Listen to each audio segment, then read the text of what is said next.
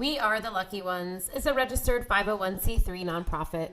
Our mission is to document experiences from the luckiest fans while celebrating the finest bands.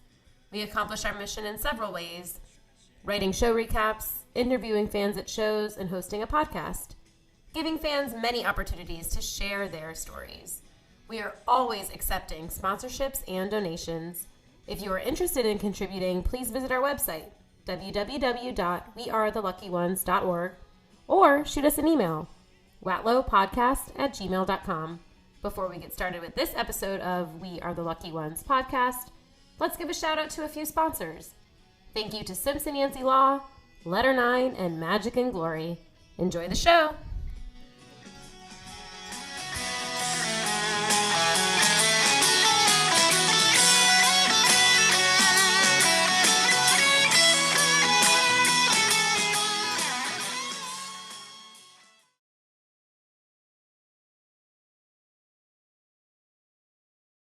Today's episode is called Favorite Sit-In.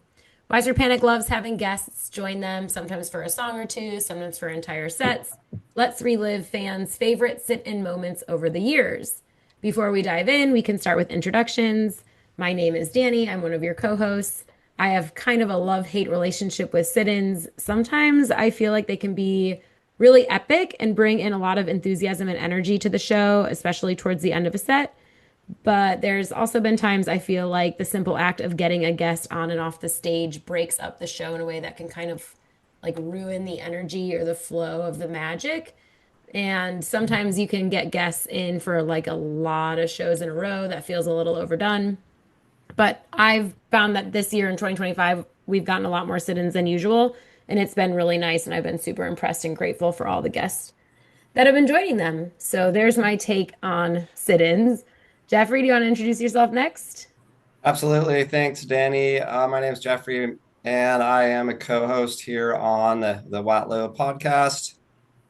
I am coming from Oregon today to be part of this discussion, and I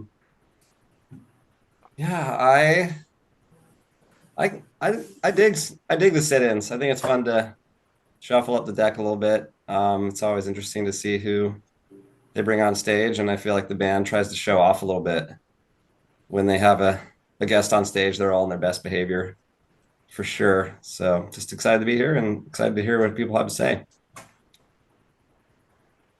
JD, do you want to introduce yourself next? Sure. I'm JD. I am coming to you from Montana this afternoon, I guess. Yeah, I'm kind of in Danny's camp with the sit-ins. Historically, I've been more of a purist, so I like my panic, straight. Except for back in the day, horns and fiddle, like I'm all for it. Horns and strings, right? I mean, back in the days of the Dozen, Blackman, that stuff was a lot of fun. But the shows over the last handful of years, the sit-ins, I feel like have been, again, well selected and have contributed quite a bit. Particularly Crosby over that run of shows he did, pre-Jimmy, and the little mini hiatus they had to take. And Keen as well, who's always been fun to see him with when he gets that pedal out there. So, but yeah, over the years, a lot of good ones, a lot of them that I would have preferred not happen, but it's all good. Yay. Miranda? Hey, I'm Miranda. I am in Denver. And I agree with you, Danny. Sometimes the sit-ins are fantastic. Sometimes it's like, get that guy off the stage already.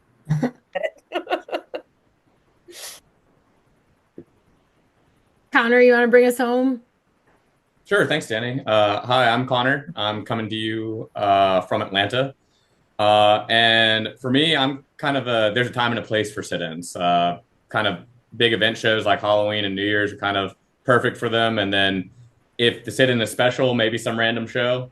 But in general, I agree with all of you where this year especially has been really good with the time and the place kind of stuff. All of them have been good so far this year. And definitely in the past few years, it feels like they've been doing less. So at this point, I'm kind of bring them on because they're kind of nailing all of them. But they're definitely, it depends a lot of the time. But yeah, thanks. Happy to be here. Great. Thanks, everyone. All right, Connor, let's hear about your favorite sit-in. Awesome. Well, thank you. So similar to Miranda, I'm a bit newer to the Panic fandom. My first show was New Year's Eve 2013. So at Phillips Arena when it was still Phillips Arena, and have been hooked ever since. So it's possible that my first show being a New Year's show is one of the reasons I love New Year's shows so much. Specifically, I love New Year's arena shows. And so when you asked what my favorite sit-in was, you can go back to some of the classics like JD's Dottie Peoples obviously comes to mind. It's one of my favorites, or maybe David Blackman for Sit and Ski. All of those sit-ins, those were awesome. But for something that I actually saw, it had to be the 2016 show, which had 3 separate sit-ins rather than just one. So you had the Love Sponge String Quartet, which is what I picked, but you also had the Mega Blasters, that kind of New Year's staple, and the McCreary Sisters for a little echoes of Dottie for a gospel singing sound. I could talk about New Year's Eve 2016 forever. That's not only my favorite Panic show of all time, it's my favorite concert of all time. Go ahead, tell us everything. Yeah, no, just absolutely everything about that show was fantastic. First set was kind of the usual, going deep with some deep cuts of songs. The ones that the string quartet actually sat in on, you got Mayor Glass Be Filled, Her Dance Needs Nobody, Crazy, Still Crazy After All These Years, the Paul Simon song, and Expiration Day. And so I loved every single thing about that. That was when they were doing a couple of years where they did the little back-to-back songs that had similar names. If I remember correctly, in 2014, they did the Happy, Happy, Happy, the 3 different happies. And then 2015, they did the Bowie and Panic Heroes. And so 2016, you got Panic Crazy and Paul Simon Crazy, which I loved. Second set, a little bit of everything with the McCreary Sisters and Mega Blasters. I think I remember Tall Boy and Ain't Life Grand being the highlights. And then third set, man, you want to talk about a way to bring in New Year's. You got disco coming out of New Year's with a little help from my friends. Just legendary stuff right there. And then a bunch of others, and then ending the show with House Lights On and Burning Down the House. God, such a good show. But I digress away from the actual sit-in I picked. The Love Sponge one, I picked the string quartet just because strings really seem to bring out some of Panic's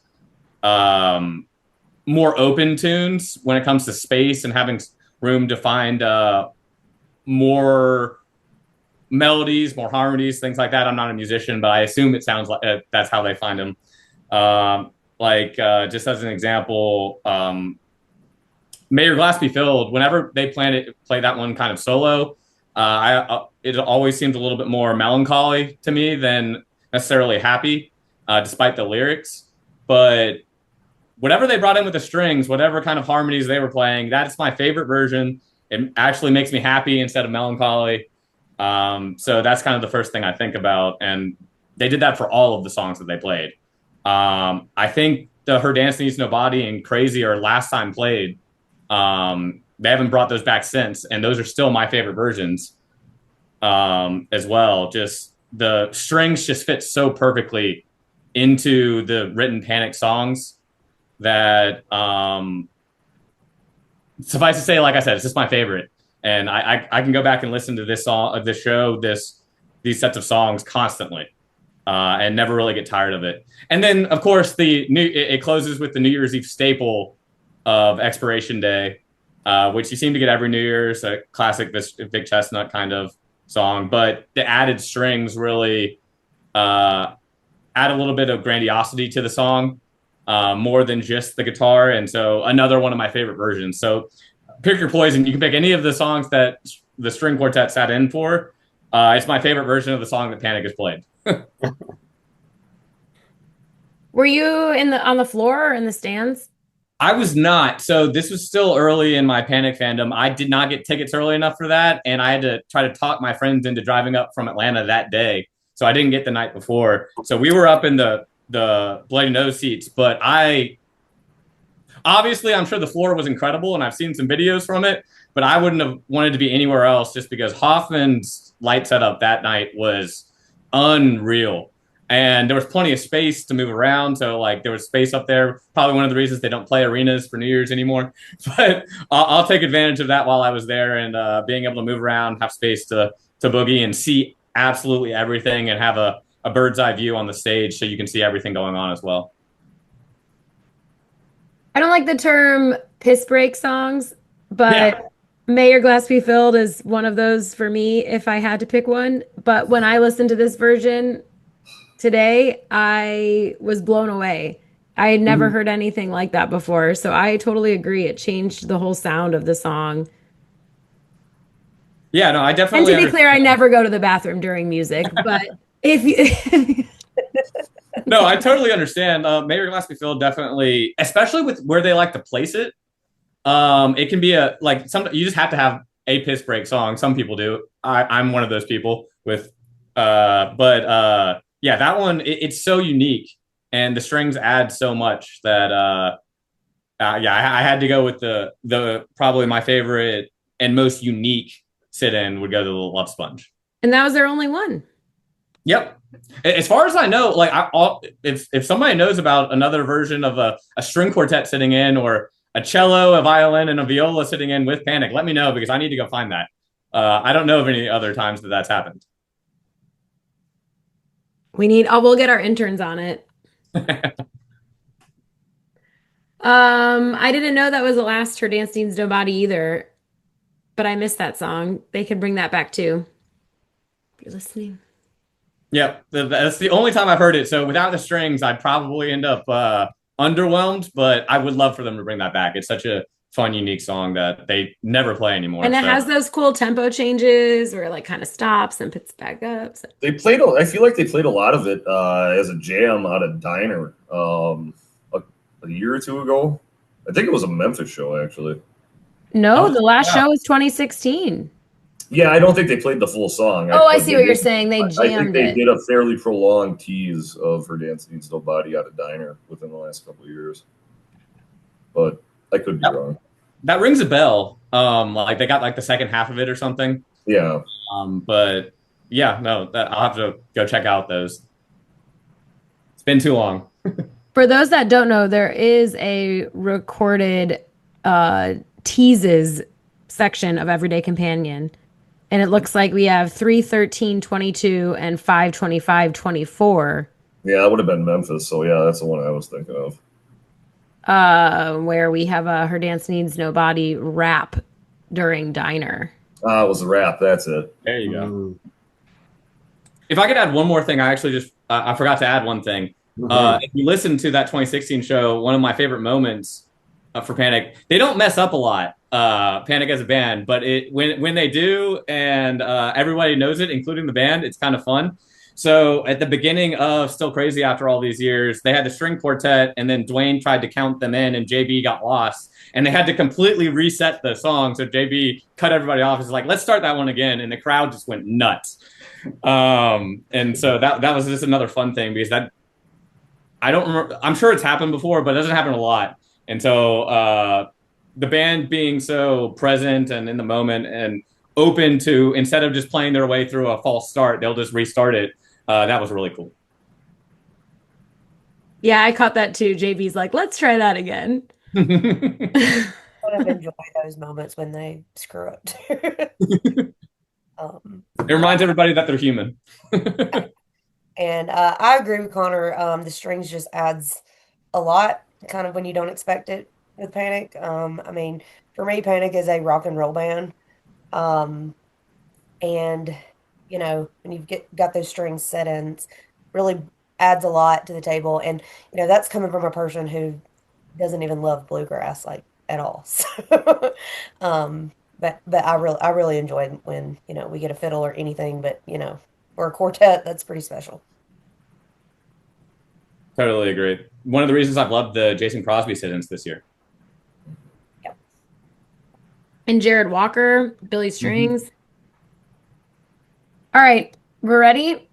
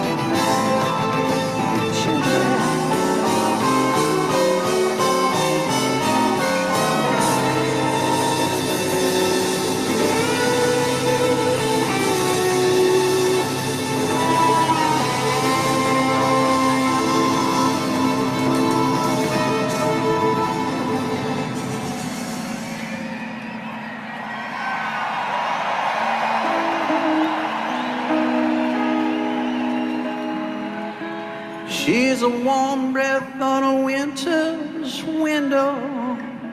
Tangled hummingbirds fall. Oh, the earth is a footstep, and the wind is a shawl. Oh, dance needs nobody, nobody.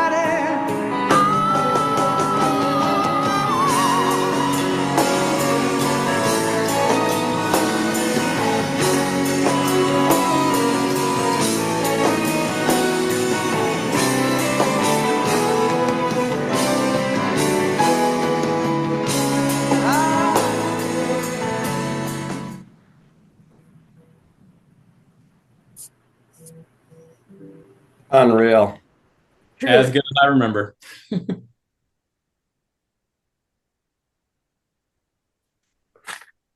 Wow, that shirt looks so good on JB. Bring it back. Amazing. That's like right when that horrible haircut was like finally growing in back to normal, you know? What a show. I was at that show too. I'm glad that you brought this back to my attention. My God, man. I mean, the set list reads like a technical manual. I mean, it's just incredible. They really, and like you said, there was so much room there. Just wide open. It's just amazing. Sound was good too, I recall. I love the Bridgestone. I mean, they do such a good job there for concerts, and I love arena New Year's shows because then everyone gets in and it's easy, Right. you know? Great choice, Connor. I mean, also seeing those strings reminded me of at Red Rocks when they have that Denver Symphony play with like a bunch of Grateful Dead guys. Yeah, the one that Dwayne does every year. Yeah, that reminded me of it. Seeing a conductor on stage. Yeah. I just forgot about the conductor. That was kind of I had no idea just listening, obviously. So it was cool to see that. Yeah, incredible. such a unique thing that could only happen on New Year's, probably. Yeah, that was once in a lifetime for sure. The strings players looked like they were having fun too. Mm-hmm. They were stoked. They did bring out the violinist came back out for Ain't Life Grand in the second set with everybody else. Dave Davidson. I remember that. So they had the horns, the gospel singers, and a fiddle for Ain't Life Grand that show. Ain't it?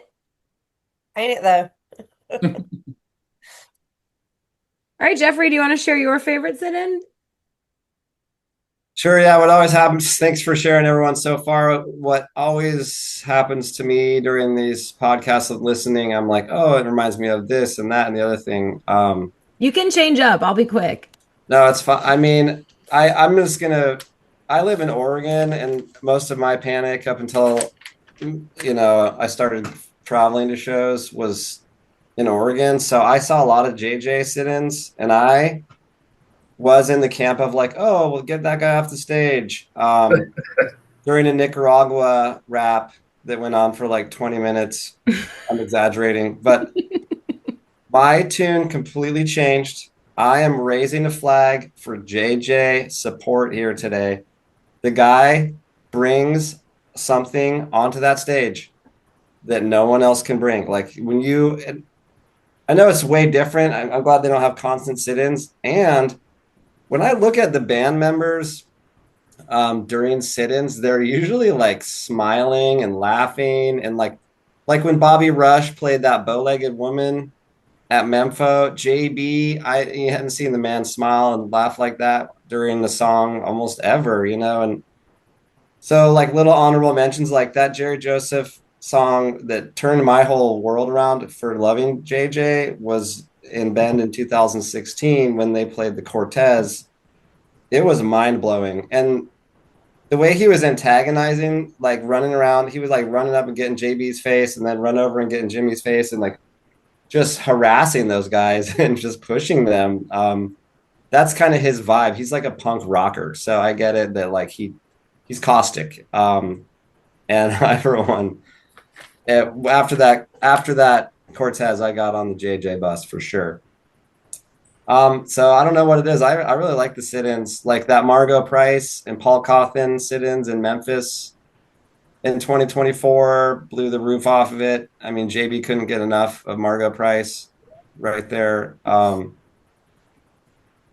also that Jason Crosby and John Keane in Atlantic City, like those made the shows for me. That fiddle was like the sugar on top, those things. But The Daniel Donato sit-in from Nashville gets overlooked, but that was um, unbelievable. Fabulous. so I don't know. I'm glad they don't do it all the time. And I will say for like little bits and pieces here and there, I kind of I like. I don't know. I kind of like it. It also makes it more memorable. Each song that has a set in, I can like identify that song and remember exactly where I was, what venue it was. Um, but the guy that I like the most that sits in with Panic is Chuck Leavell. I like can't get enough of the guy. He's like my one of my favorite musicians of all time. So, because I first saw him in Atlanta in 2015 New Year's when he played that Jessica, and that's when I kind of ID'd this guy, and he's amazing. And so at Red Rocks just this last year, I was really keen on the sit in with Chuck. I mean, I was bummed that JoJo was hurt. Also, when I heard Chuck Leavell was going to step in, I was, really glad to hear about that. So, there's been a lot of talk about it, but the song that really for me did it was the Comfortably Numb that closed out the run was just like awe-inspiring. I mean, it was kind of hard to believe they were playing it, to be honest. One of those cover songs where when it came on, I was like, wow, I really am like, I can't believe this is happening right now. It's just so good and so powerful. And like the crowd there, I mean, also being from Denver originally, and I like had every Pink Floyd album when I was in high school, and like we watched The Wall on repeat. I mean, we just wore that VHS tape out, and so it really was a full circle for me to see being my, where I grew up and to I could probably see the neighborhood where I grew up at in South Denver from my seats, and hear that song was just, it was pinnacle widespread panic sit in for me, that Comfortably Numb. Couldn't get any better than that. Definitely wasn't alone. The crowd was, we were in another plane for that song for sure. And the light show was incredible.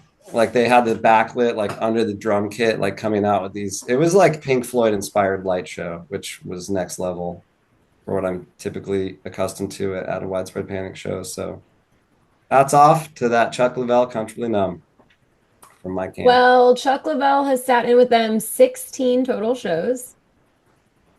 Most recently was Boston and then the 3 Red Rock shows. The first time though, which I don't really know anything about these shows, was 7/30/91 in Charleston. No idea that it went back that far. I know, same. Let's see what he sat in with. Me and the Devil Blues and Fishwater. Yeah. So we have a fan video. Take it or leave it. We're gonna share. Do it. Oh, do you want to share? Well, we can talk about it after. Legend.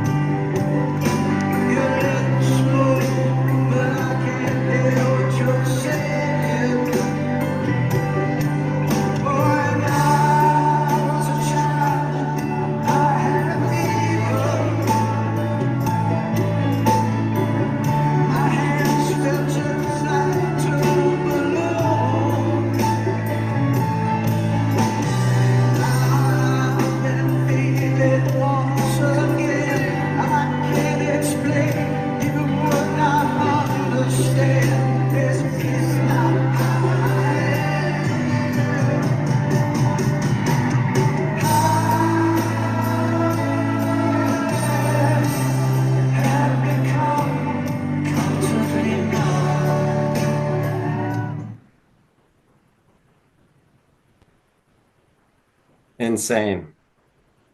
So Fantastic. raw. I mean, Red Rocks, it tears people down to their core. By the end of that run, I mean, I was like, phew, with the work detail of the line, the spot saving in line and the tarp running and it was, I mean, by the end of that run, I was literally, I told my sister, I'm like, I can't do this again next year. This is too gnarly. Well, It's too much. So like how raw it was, and I mean, I'm a 100% sober Panic fan, and like, my God, just being like in that moment, it's hard to describe the energy of that song and that moment and that location and like what everyone had been through. I mean, it's three rock concerts. I mean, it's not like we're going on in Peace Corps here. I mean, really, at the end of the day, we're going to three rock concerts. It's not, it's not that much of a cross to bear. And still, I mean, there was some raw experience going on there that was, oh God, I mean, you could just seeing that video, like you're talking about JD, how it brings you right back. I'm like, Mm-hmm. my God, I can't believe I was there. And like, oh, dude, it's just, I mean, I'm like JD in and I just awe have right now. scowls on our I faces. just, God damn it. Yeah, I It's mean, this year you just said you were going to bake, which is I can't do this anymore. And then you pulled that out.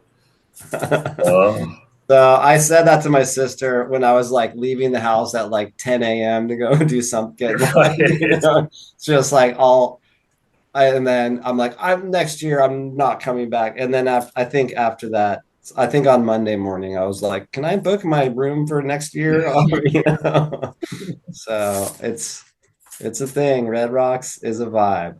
This is So Red Rocks. This is the edge. we've brought up the Tree Man, the documentary before, Oh yeah. but do you want to explain? You kind of put this in your text, but when Chuck, Oh yeah. I mean, highly recommend I'm sure y'all have seen it if you're music fans or fans of Chuck Leavell. The Tree Man is one of my personal favorite music now documentaries. streaming on Amazon Prime Video. Yeah, it's so you'll if you haven't seen this movie, once you watch it, you're going to be like Chuck Leavell for president, Chuck Leavell for recipient of the Nobel Peace Prize, Chuck Leavell for Man of the Year, Time Magazine cover. I mean, the guy can't say enough. At any rate, there's a part in the movie, and I'm kind of just going from memory. I might get some details wrong, but David Gilmour, and they interview him as well, and he's all about planting trees also. Um, but he was hired Chuck to play in a live Pink Floyd concert in Pompeii, Italy, in some like it's like some Colosseum kind of structure that's some like archaeological site. I don't know exactly. The venue looked insane. It was like some like ancient ruins. And they were rebooting Pink Floyd and they had Chuck Leavell play. But during the rehearsals, David Gilmour told Chuck Leavell, look, I'm going to have you sing all the verses to Comfortably Numb. And Chuck Leavell was like just flat, kind of in awe and flabbergasted and really flattered. And so he rehearsed hard and he learned that song really well. And you can hear in his phrasing, even on that fan video, he kind of has his own cadence. The way he, terms it and phrases it is very like unique. But in that movie, they show the concert footage with like the laser beams and the crazy light show and Chuck Leavell killing it on the vocals. So highly recommend. And at that Red Rock show, he was like channeling that same vibe. I think when they wrote the set list, they were probably like, hey, Chuck, remember when you played this with Pink Floyd that one time in Italy? Let's do it again. You did a really great job. And then JB adding the vocals as well. Just absolute, just top shelf. So check it I out. 100% agree. I was at that show and watching that video just took you back to that moment. And I mean, the whole run was so special, for JoJo to be hurt. And then, it's so odd to say this, but it was almost like, well, here's a special treat, because JoJo can't sing. Right. But yeah, that was a great, great run. And that particular song was, I had a first timer Panic fan with me on that run. And I looked behind me and during that show, she was just crying. Mm. Mm. I just put it together that The rumor is JoJo was injured by like cutting a tree and then they brought in the tree man. Have we connected that at all? Just now. There was a lot Okay. of rumors. Now, good job. There was a lot of rumors. What did you hear any rumors, Connor? What happened to JoJo's face? What was going on? What were they saying in Atlanta?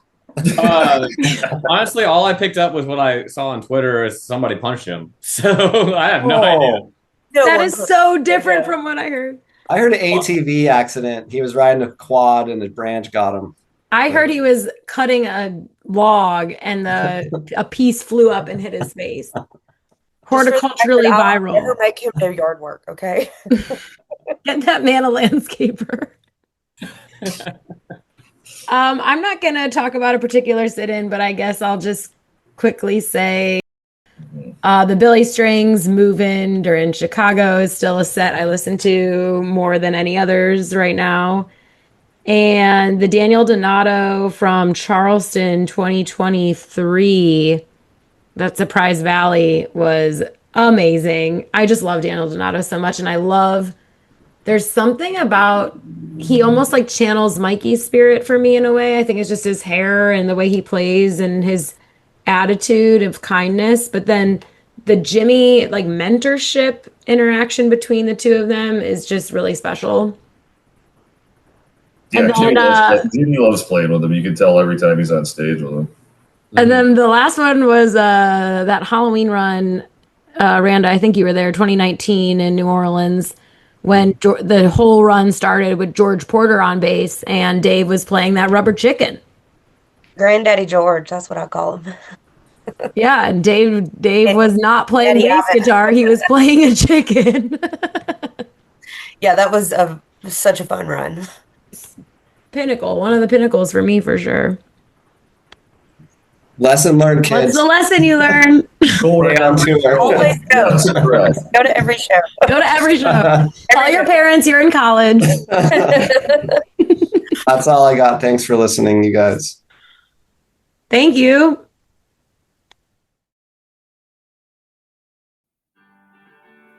This has been a production of We Are the Lucky Ones, a 501c3 nonprofit organization built by fans and built for fans.